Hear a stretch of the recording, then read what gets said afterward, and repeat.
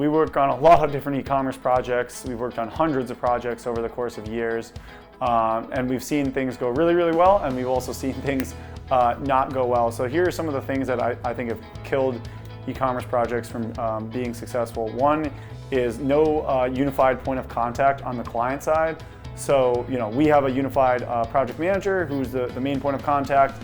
They're responsible for managing the project, getting the project complete.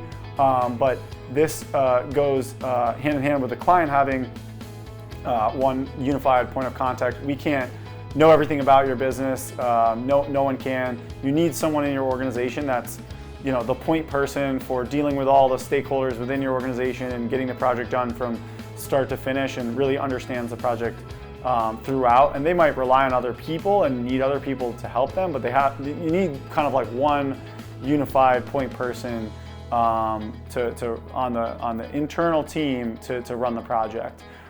The other is bad requirements gathering, and I think this kind of goes hand in hand with that one unified contact, where if all these different people are involved in the requirements process and there's no one really kind of unifying it and making sure that everything's thought through and there's no missing things.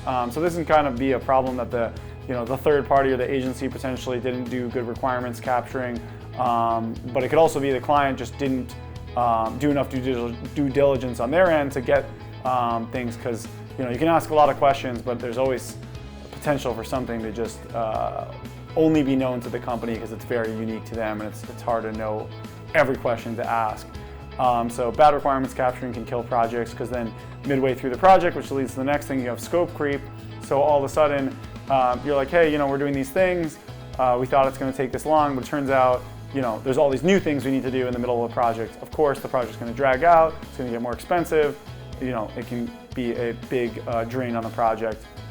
The other thing is usually there's a lot of different third parties in e-commerce. You have your payment gateway, your shipping, all these different systems. You might have an agency, you might have some contractors, you might have, you have people internally. So I think there's oftentimes just a lack of overall cooperation and communication and just everyone kind of getting on the same page and working well together. So I think that can also kill projects, just being proactive to all work together and get on the same page as frequently as possible. Usually like a weekly check-in is effective. We like to use a few different communication tools to do kind of like quick, efficient daily check-ins beyond email and meetings and things like that. So those are some of the common things that kill a project that we see come up time and time again.